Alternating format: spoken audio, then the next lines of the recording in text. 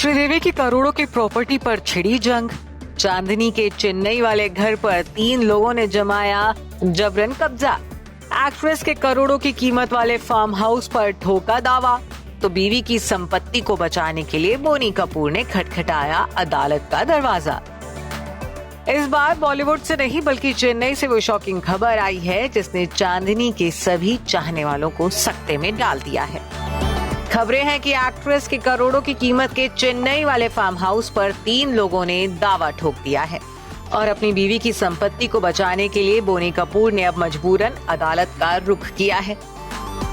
जानकारी के लिए बता दें कि साल 2018 में दुबई में श्रीदेवी का निधन बाथटब में डूबने से हो गया था।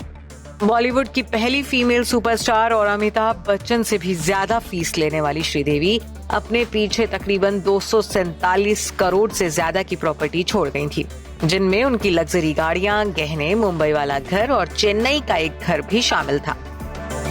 बाद में बोनी कपूर ने श्रीदेवी के उस घर की काया पलट कर एक आलीशान फार्म हाउस में तब्दील करवा दिया था, लेकिन अब इसी फार्म हाउस पर 3 लोगों ने दावा ठोका है।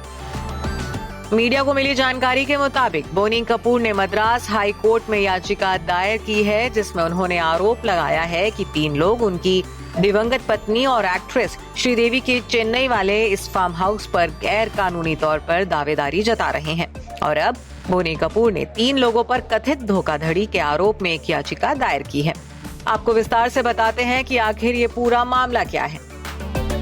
दरअसल अदालत में दायर की गई याचिका में बोनी कपूर ने ये जानकारी दी है कि उनकी पत्नी श्रीदेवी ने 19 अप्रैल 1988 को MC साबंदा मुदलियार नाम के एक शख्स से ये प्रॉपर्टी खरीदी थी।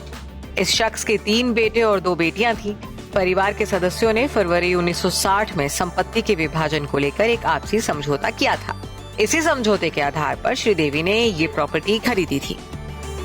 अब पेच ये फंस गया है कि 3 लोग इस संपत्ति पर अधिकार का दावा कर रहे हैं, जिनमें एक महिला और उनके 2 बेटे हैं। महिला का कहना है कि वो मुदलियार के 3 बेटों में से एक की दूसरी पत्नी है, जिसके आधार पर उस विवादित प्रॉपर्टी पर उनका और उनके दोनों बच्चों का अधिकार है।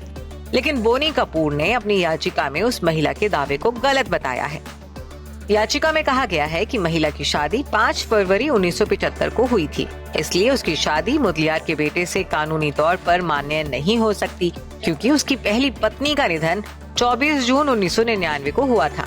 बोनी कपूर ने तीनों को कानूनी वारिस प्रमाण पत्र जारी करने वाले राजस्व अधिकारी के अधिकार क्षेत्र पर भी सवाल उठाए और अदालत से उसे जल्द से जल्द रद्द करने का आदेश देने की मांग की। अब अदालत ने तहसीलदार को 4 हफ्ते के अंदर फैसला लेने का निर्देश दिया है। बात करें श्रीदेवी के फार्म हाउस की, तो ये प्रॉपर्टी चेन्नई के ईस्ट कोस्ट रोड पर स्थित है। एक्ट्रेस का परिवार इस प्रॉपर्टी को फार्म हाउस के तौर पर इस्तेमाल कर रहा है। ये फार्म हाउस लोगों के लिए एयरबीएनबी रेंट के लिए भी अवेलेबल रहा है। जानवी कपूर कई बार अपनी मां के इस घर का नजारा सोशल मीडिया पर दिखा चुकी हैं। ये घर श्रीदेवी के दिल के बेहद करीब रहा था। Bureau report E24।